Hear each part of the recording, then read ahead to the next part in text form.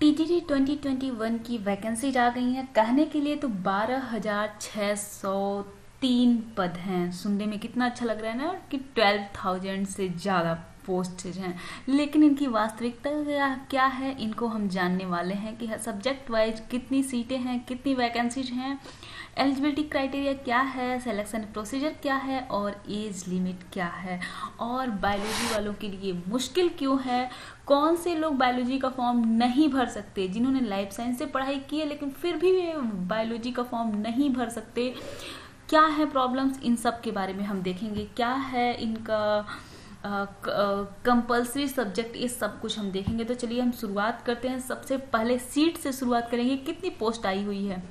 तो देखिए, इनमें पोस्ट को बांट दिया जाता है, बालक वर्ग और बालिका वर्ग, दो वर्गों में बांटा गया है। तो अगर हम जीव विज्ञान की बात करें तो बालक वर्ग में 693 पोस्ट हैं।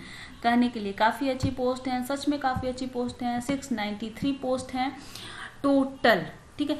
लेकिन SC ST की 0 पोस्ट हैं, ये भी समझ लीजिए। ST के लिए कोई भी पोस्ट नहीं है। इसका मतलब है ST अगर चाहे तो जनरल का फॉर्म फिल कर सकते हैं, ठीक है।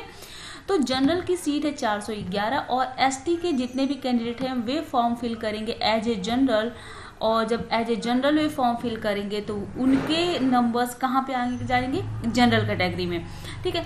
OBC के लिए सीट है 202 और SC के लिए सीट है 80। तो आप यहाँ पे समझ सकते हैं कि सीटों की संख्या जो बंटवारा है वह थोड़ा सा ऐसा वैसा बंटवारा है, बहुत सही बंटवारा नहीं है। जैसे पोस्ट तो अच्छी है, 693 पोस्ट है, लेकिन इसमें सिर्फ बॉयज है तो और भी अच्छी पोस्ट है।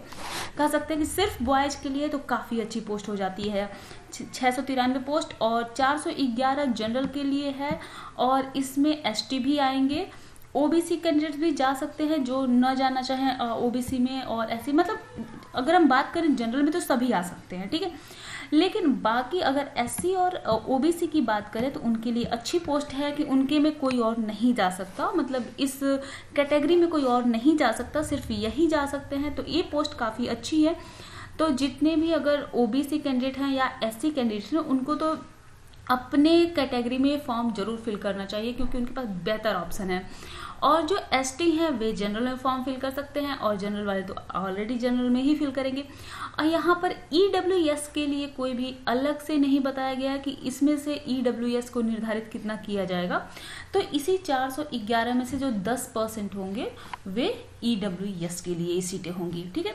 अब हम बात करें अगर बालिका वर्ग की, तो जीव विज्ञान में 24 जनरल की सीटें हैं, टोटल 42 सीट्स हैं, मतलब 42 सीटें हैं। यहाँ भी ST के लिए कोई सीट नहीं है, तो ST कहाँ जाएंगे, जनरल में, ठीक। EWS के लिए भी अभी तक कुछ ऐसा नहीं है कि मतलब अलग से कोई सीट नहीं दी गई है, तो EWS भी इसी 24% में आएंगे। 10% उनके लिए EWS के लिए आरक्षित होगा। OBC के लिए 10 सीटें हैं और SC के लिए 8 सीटें। तो यह हम कहें कि गर्ल्स के लिए काफ़ी कम सीटें आई हैं TGT में। TGT 2021 में गर्ल्स के लिए काफ़ी कम सीटें हैं, ST के लिए तो है ही नहीं, तो उनको जनरल में ही फाइट करनी पड़ेगी। और OBC में सिर्फ 10 सीटें हैं, SC में सिर्फ 8 सीटें हैं, टोटल 42 सीटें हैं, ठीक है। अब हम बात करते हैं, आगे चलते हैं, देख लेते हैं आवेदन कैसे करना है। तो देखिए, आवेदन की बात बताएं, मुश्किलात क्या हैं यहाँ पर थोड़ी सी। तो 21 वर्ष से लेकर, ठीक है, और 60 वर्ष तक के कैंडिडेट से फॉर्म फिल कर सकते हैं अगर वे ग्रेजुएट हैं तो, ठीक। ग्रेजुएट हैं, BEd हैं, क्योंकि यहाँ पर CTET या टेट कंपलसरी नहीं है। CTET या टेट के बारे में कुछ भी नहीं कहा गया है। तो 21 वर्ष से लेकर 60 वर्ष तक के व्यक्ति जिन्होंने BEd किया है और ग्रेजुएशन है उनका बायोलॉजी से, वे ये फॉर्म फिल कर सकते हैं। अच्छा, सब्जेक्ट कम्बिनेशन आप देखोगे तो आपको थोड़ी सी हैरानी तो नहीं होनी चाहिए, क्योंकि शायद हमेशा से ही ऐसा ही होता रहा है। अगर हम बात करें, परीक्षा लिखित ही होगी और 500 अंकों का प्रश्न पत्र होगा, ठीक है। एक ही प्रश्न पत्र होगा, 500 अंकों का होगा, 125 क्वेश्चन होंगे और प्रत्येक प्रश्न 4 अंक का होगा। सभी प्रश्न अनिवार्य होंगे, 2 घंटे का पेपर होगा।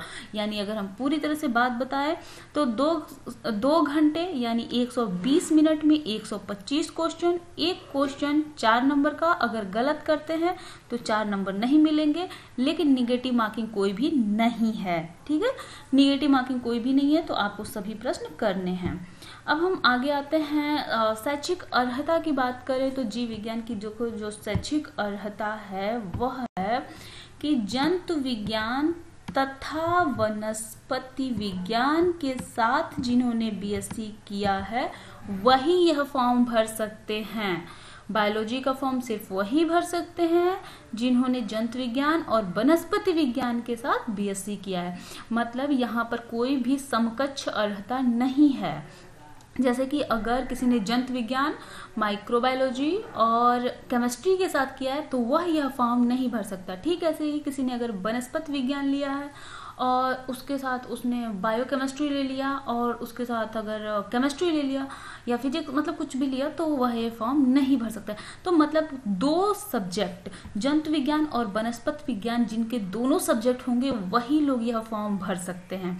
हाँ, ये चीज़ है कि ऐसा नहीं है कि तीनों साल में ये होना चाहिए। तो अगर 2 साल भी ये दोनों में से कोई एक सब्जेक्ट रहता है तो भी आप ये फॉर्म फिल कर सकते हैं, क्योंकि ऐसा कहीं भी नहीं है कि आपको तीनों साल में ये दोनों सब्जेक्ट होने चाहिए। तो अगर आपने पहले 2 सालों में जूलॉजी बॉटनी लिया है, तीसरे साल में अगर बॉटनी या जूलॉजी में से कोई एक सब्जेक्ट अगर आपने छोड़ भी दिया है तो भी आप ये फॉर्म फिल कर सकते हैं। अनिवार्य क्या है कि बीएड होना चाहिए या उसके समकक्ष कोई डिग्री होनी चाहिए। ठीक है, यहाँ पर ना तो टेट मांगा है ना ही सीटेट मांगा है, कुछ भी नहीं चाहिए। तो अगर आपने बीएड किया है या उसके समकक्ष आपने कोई डिग्री ली है तो आप ये फॉर्म फिल कर सकते हैं। अधिमानी अर्हता क्या है? तो है बीएड, एमएड, पीएचडी एवं किसी राष्ट्रीय स्तर की खेल कूद प्रतियोगिता में राज्य स्तर की टीम के माध्यम से भाग लेने का प्रमाण पत्र अगर है तो आपको वरीयता मिलेगी।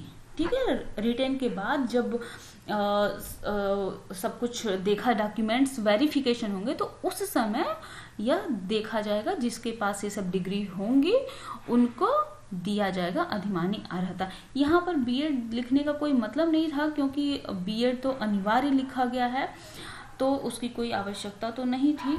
ठीक, यही कुछ मुझे आपको बताना था। तो अभी आप तैयारी शुरू कर दीजिए। Thank you for watching my video. और वीडियो अगर पसंद आई हो तो लाइक, शेयर और सब्सक्राइब जरूर करना, ताकि औरों को भी इसके बारे में डिटेल पता चल सके और उनकी कन्फ्यूजन क्लियर हो सके।